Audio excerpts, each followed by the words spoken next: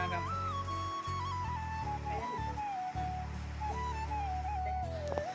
Good morning বন্ধুরা, welcome back to my channel শিকাস Bengali blog. তোমরা সবাই কেমন আছো? আশা করি তোমরা সবাই খুবই ভালো আছো, সুস্থ আছো। আমরাও ভালো আছি, সুস্থ আছি। তো ওখানে বাজে সকাল 8:45। আর আজকে অনেকটাই দেরি হয়ে গেছে গা। আর দেখো অনেকদিন পরে আবার ব্লগ লয়ে এসেছি, অনেকদিন ধরে ব্লগ করি না। আর গেছে কালকে মনে করছিলাম ব্লগ করুন, কিন্তু আমার শরীরের এমন অবস্থা, ব্লগ করার কোনো ইচ্ছা হয়ে আমার নাই। তো চা করে লেছি, চা খামো। শুনুর তো এক মাস্টার আসলো সকালবেলা, 6টার দিকে মাস্টার আসছিল। মাস্টার বন্ধ হয়ে গেছে, কখন আবার আসে আর এক মাস্টার 8টার দিকে। তো বৃষ্টি যদি না থাকে তাহলে যাইতে পারবো, বৃষ্টি থাকতে তো যাইতে পারতো না। আর না, শুয়ে রয়েছি অনেকটাই দেরি হয়েছে। হঠাৎ করে মনে হয়েছে যে বাবা তো ব্রাশ টাশ করে বইয়া রয়েছে, বাবার তো চা দিলে ওর লাগে আগে তাড়াতাড়ি করে সেটা চা বয়েছি, চা করে বাবার লেগে ফাটাইছি। আমরা ব্রাশ টাশ করে লাইছি, অনেক খামোর চা। আর এদিকে বাসন টাসন কোনো কিছুই ধুইছি না। সাপ্লাই জল আইছে কিনা জানি না, কুয়ার পার একদমই জল নাই। সাপ্লাই যদি না এ কেমনে যে দমু এই চিন্তাই কথা আছি। তো ওখানে খানা খাইয়া লাই।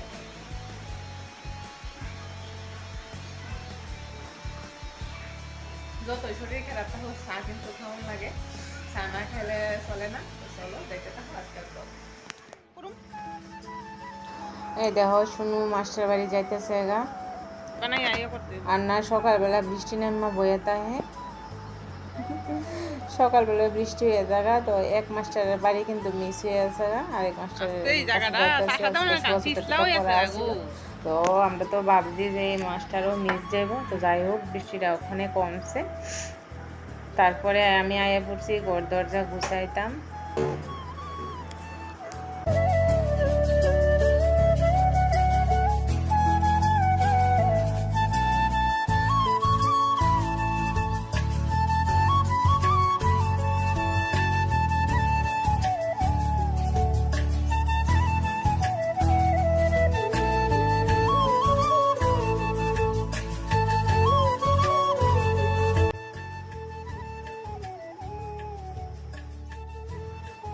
এই দেখো জানালা দিয়া সবুজ ঘাস কত সুন্দর লাগতেছে দেখতে, সব কিছু সবুজ সবুজ দেখা যাইতেছে।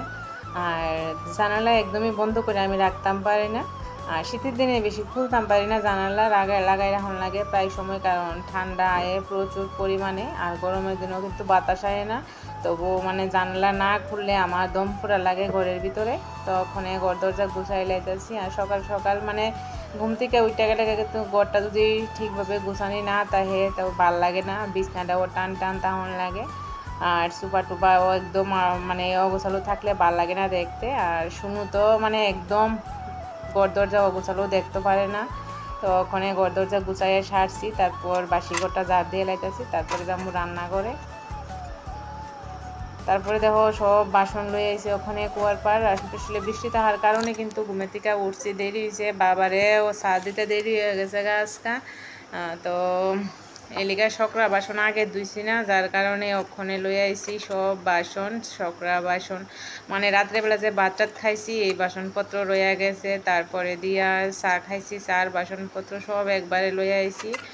আর সাপ্লাইয়ের জল আইছে না, সাপ্লাইয়ের জল না হওয়ার কারণে কিন্তু তো দইতে একটু অসুবিধা হইও, মোটর মানে ট্যাঙ্কির থেকে জল লয়ে দেওয়ার লাগে। আর সাপ্লাই যদি জল থাকতো তো পাইপ দিয়া দইয়ে লাইতাম, দইতে কিন্তু সুবিধা হইও।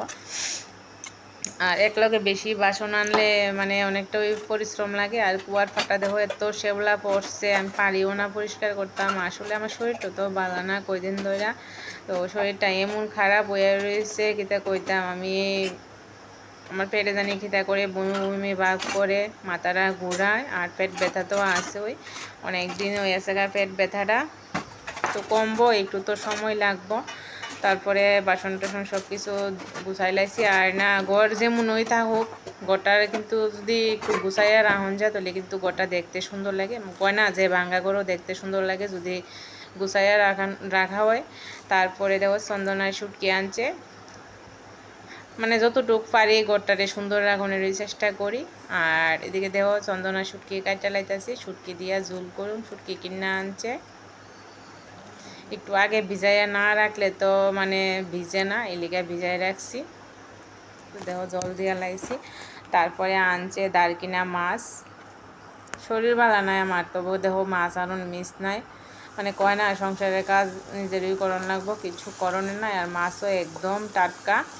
তারপরে শুটকি ভেজে লাইতেছি, আর আলু আর বেগুন ভাজা রেখে দিছে আগে। আলু বেগুন দিয়ে চন্দনা শুটকি ঝোলটা কিন্তু খুবই ভালো লাগে খাইতে।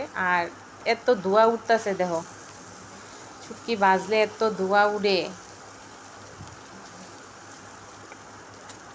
আর চন্দনা শুটকির ঝোলটা কিন্তু খাইতে খুবই টেস্ট হয়, বিশেষ করে বেগুন দিলে। আর শুধু আলু দিয়ে কিন্তু ভালো লাগে না, ডাটা দিয়েও ভালোই লাগে, আর বেগুন দিয়ে বেশি ভালো লাগে।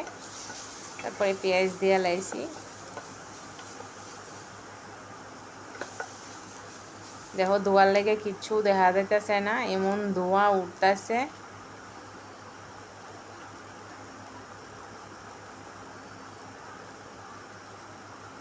তো পেঁয়াজ হইয়া গেছে গা, ভাজা ভাজা একটু হয়েছে। তারপরে অল্প একটু তেল দিছি, আর আজকে না সরিষার তেল নাই করে সাদা তেল দিয়ে রান্তাছি। তো আমি না পেঁয়াজটা একটু বাজ্যে সেরে তারপরে তেল দিই, কারণ তেল তো বেশি খায় না, তেল তো কম খায়। ধোয়া উঠতেছে, দেখো ধোয়ার কারণে যা মানে ভালো করে দেখা যাইতেছে না, ক্যামেরাটা ঝাপসা হয়ে যাইতেছে।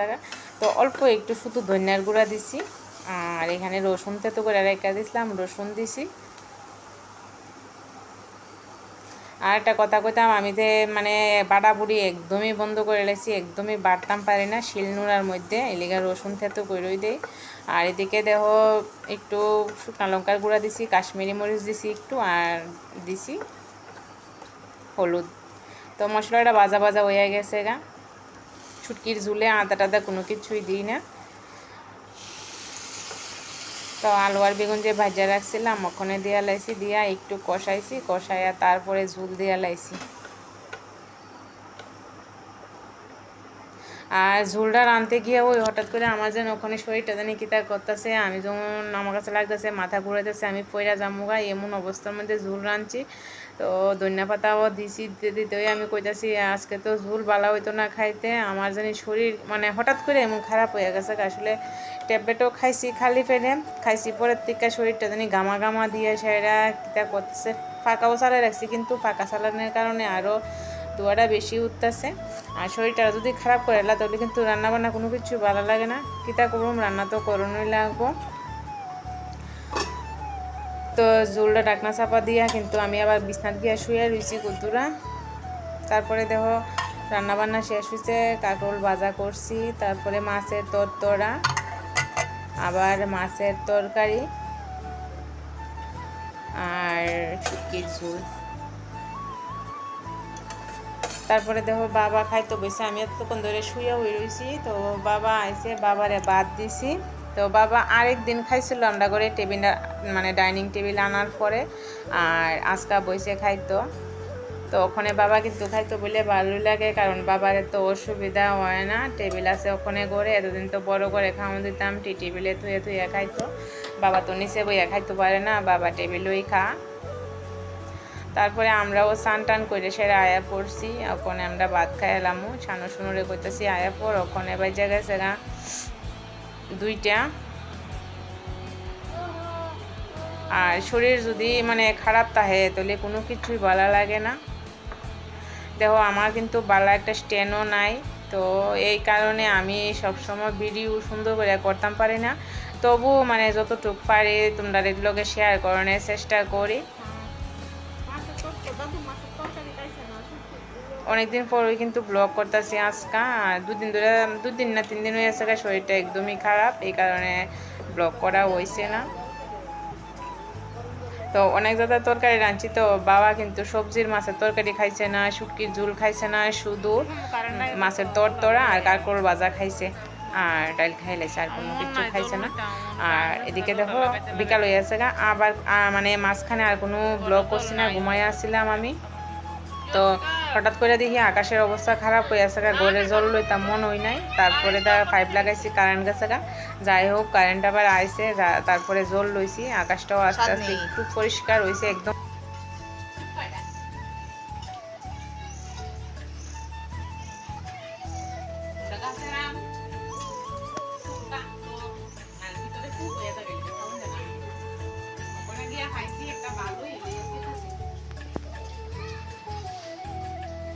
দিনে বাপরে স্বাভাবিক হয়েছে।